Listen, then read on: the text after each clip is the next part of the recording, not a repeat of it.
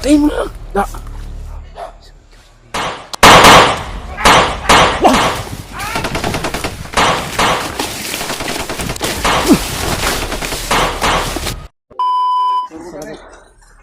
Saan yung butang diyag?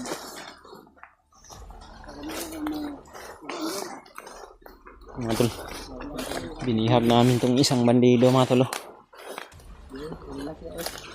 Dahil ipapaturo namin ito kung saan nilagay yung asawa ko para hindi kami mahirapan sa paghahanap mga tol. Pag-isipan ni Kuya Bats na ito yung gagawin. Tama ni mong dalaga na rin. Tama ba di? Tama di? Kailangan panulungan, patay mangyapong ka kung di ka magtarong tugan sa mga. Yun, tama ni mong relax lang yun. Ayos kay ganihara na. Mga kauban di. Ambrad.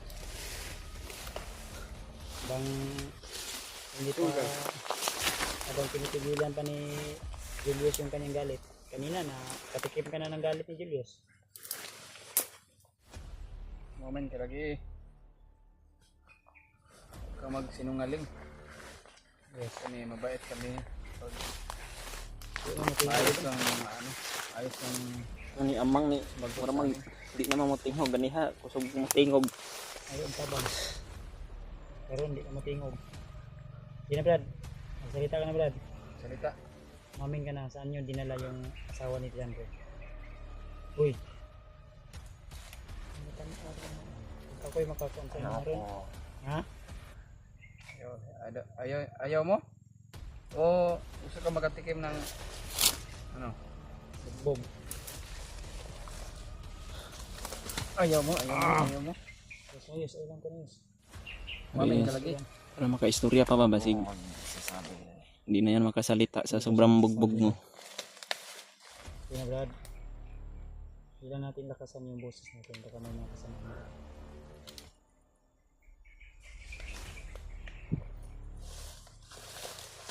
Sana yung panginin mo yung kumbala dito sa mga maglampag. Yes. Amin ka.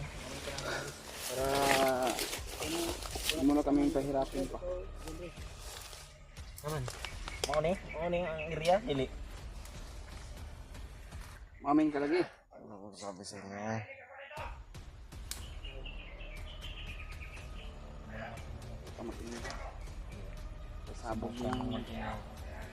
Sasabog yung utas mo dito sa lupa. Yun sa baday.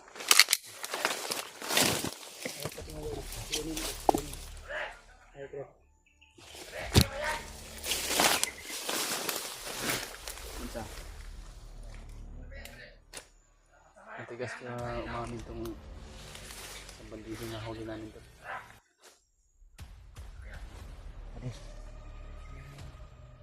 Sabihin mo na sa amin na rin kung saan mo na ilagay yung asawa ko. Saan yung binila?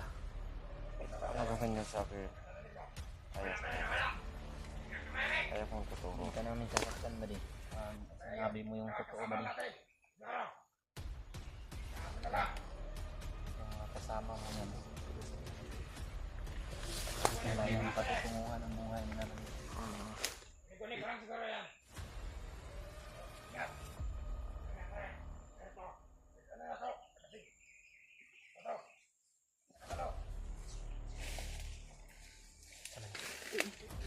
Sakay ka sa mga tayo na rin. Basta masama ka lang yan. Marami sila rin. Ikaw rin.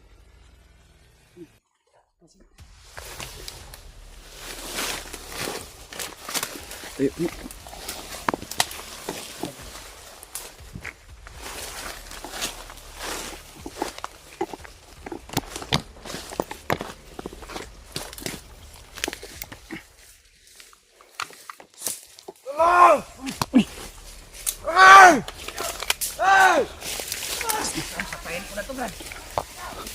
Patayin mo na. Da. Da. Patayin mo di. Marami sila papunta dito.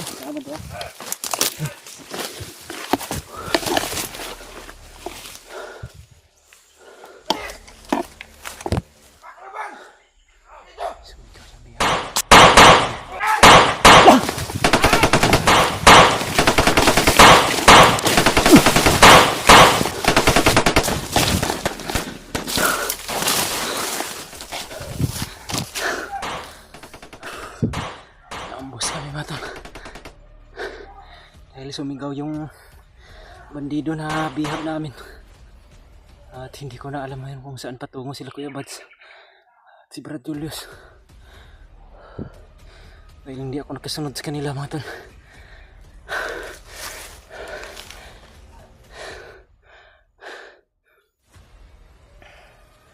Kinakailangan na makita ko sila ulit.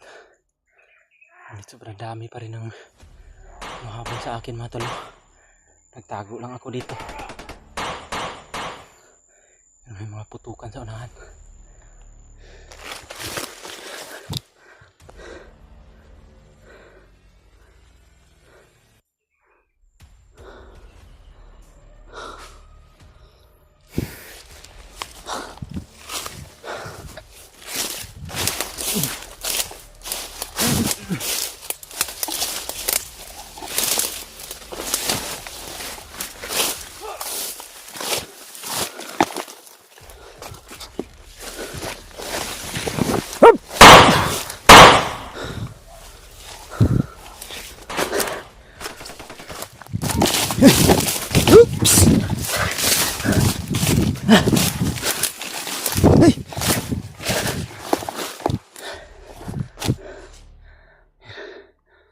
Narinig ko yung mga barilan sa unahan mga tol. Ngunit hindi ako pwedeng sumunod sa kanila mga tol. Dahil sobrang dami rin ng kalaban. Magtatago muna ako.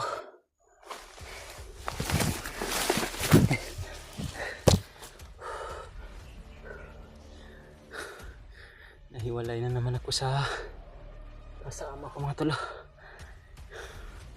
Naambos kami. Dahil na sumigaw yung dala-dala naming bihag at dinala niya pala kami dun sa marami niyang kasama.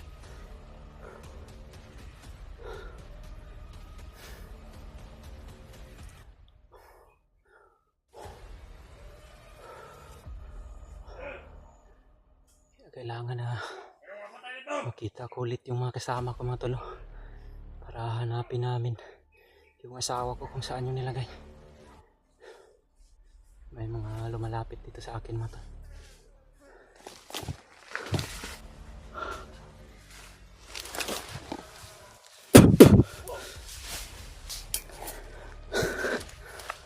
Hindi muna ako lalayo dito sa area na ito mga tol. Baka babalik sila Brad Julius dito o si Kuya Bads. Magkita kami ulit dahil hindi po ito kalayuan doon sa area na napag-ambusan namin mga tol. Rinig ko po yung mga sigawan ng mga bandido mga tol na mga bagong dating na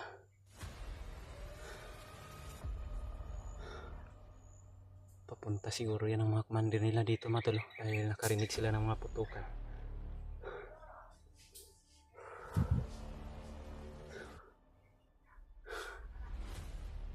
Tarantado talaga yung bandido na nahuli namin mga tol. Sabi niya na alam niya daw yung saan nilagay yung asawa ko. Tapos pagdating namin sa area mga tol hindi na magsalita at bigla na lang siyang sumigaw. Karinig naman yung mga kasama niya kaya pinagbabaril kami at gumanti rin kami mga tol. Kaya yun napatakbo ako sa ibang direksyon mga tol. Hindi ako nakasama sa pagtakbo nila Kuya Bads. Sana magkasama pa rin sila ni Brad Julius mga tol at hindi po sila magkahiwalay mga tol. Sana po i-share nyo po itong video na to sa mga kasamahan ko mga tol at sa kanila ni Kuya Bads na sabihin nyo po sa kanila na hindi pa ako nakalayo dito sa area na napag-ambusan namin mga tol. Kaya kailangan na magkita kami ulit mga tol para mas madali na mailigtas yung asawa ko kung sakali na makita ko yun ulit o makita namin.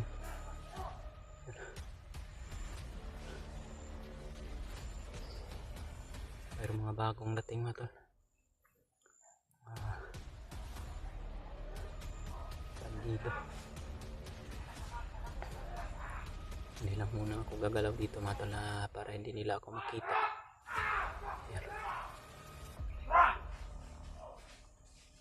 mga sigawan doon mga tol. Parang may hinahabol sila.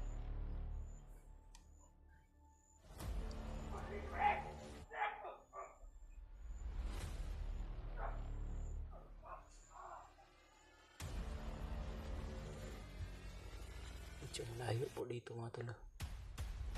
Hindi lang muna ako alis dito mga tol. Magmasid lang muna ako sa paligid. Kailangan na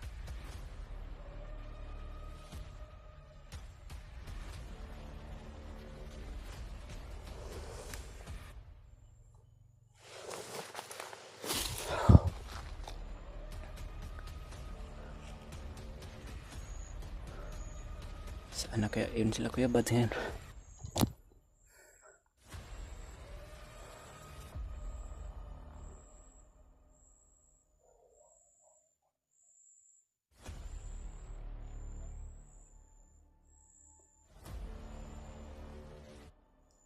Mayroong mga kalaban natal na naririnig ko na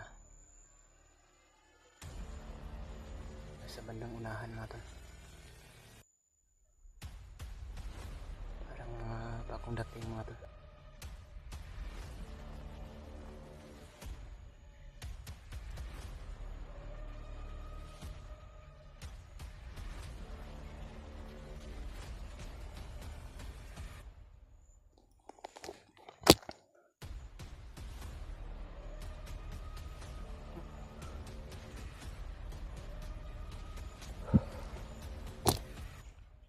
Isa naman tong malungkot na pangyayari mga tol.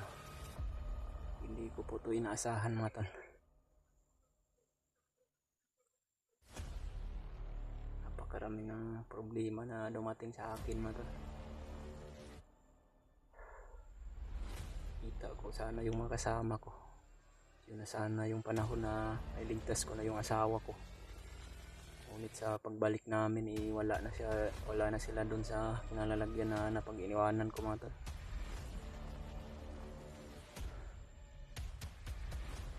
Sana po mga tol magkatagpo kami ulit ng mga kasama ko.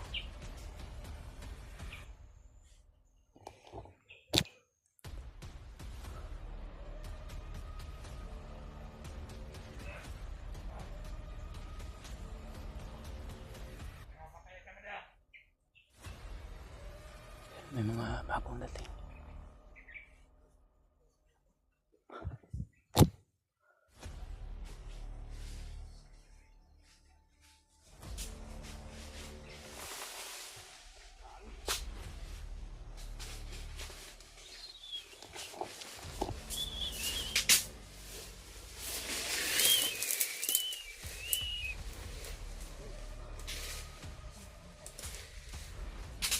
Bilang na masa! Ayos nga, may kaman na pala naman eh.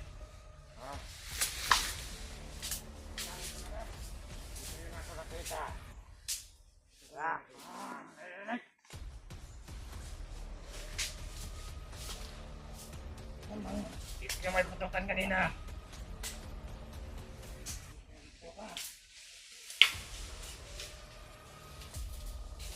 Dito na yan! Kita nyo, huliin nyo!